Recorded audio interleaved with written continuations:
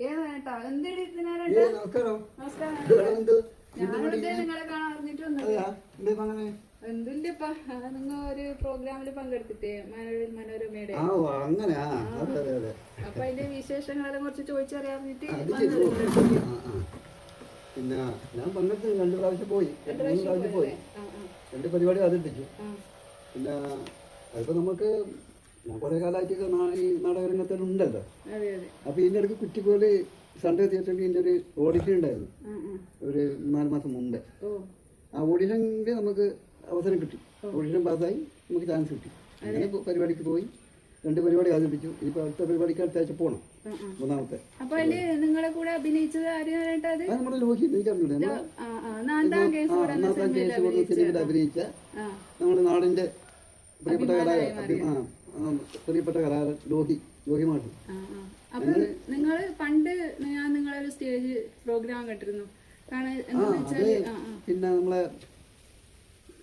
ആ ഒരു നാട്ടുപയം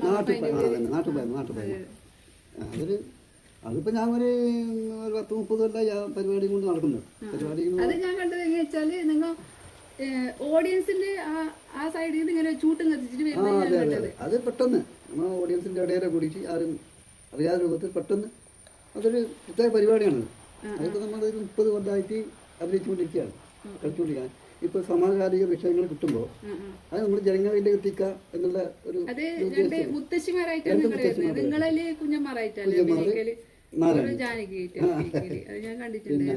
മുത്തശ്ശിമാരുടെ വേഷത്തിൽ സമകാലിക വിഷയങ്ങൾ നമുക്ക് കിട്ടുമ്പോൾ അത് പൊതുജനങ്ങളിലേക്ക് എത്തിക്കാനുള്ള ഒരു ലക്ഷ്യം. അതാണ് ഞങ്ങളുടെ ഒരു ഇത്. അതിൽ ഏകദേശം ഒരു 1500 വേദി നമ്മൾ പിന്നിട്ട് കഴിഞ്ഞിപ്പോൾ 30 കൊല്ലമായി. പിന്നെ കലാരംഗത്ത് ഒരുപാട് വർഷത്തെ പരിചയമുണ്ട് 2 പേർക്കും.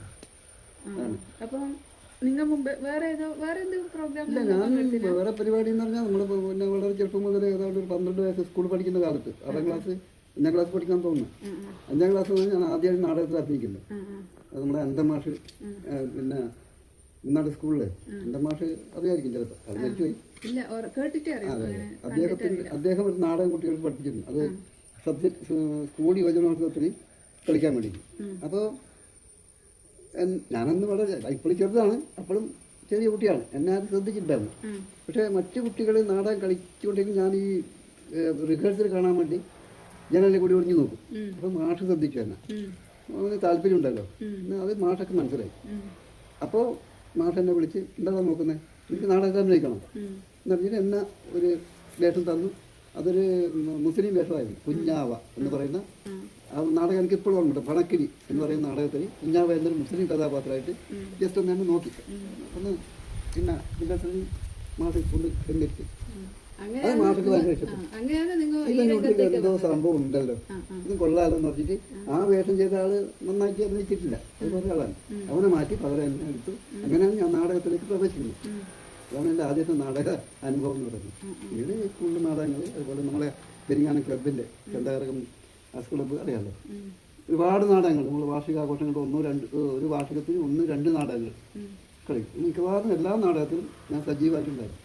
അങ്ങനെ ആ നാടകത്തിലേക്കുള്ള പ്രവേശനം ചന്താകരകം ക്ലബ്ബാണ് എന്നെ എന്നിലെ കലാകാരനെ വളർത്തിയെടുത്തതെന്ന് വേണം പറയാം.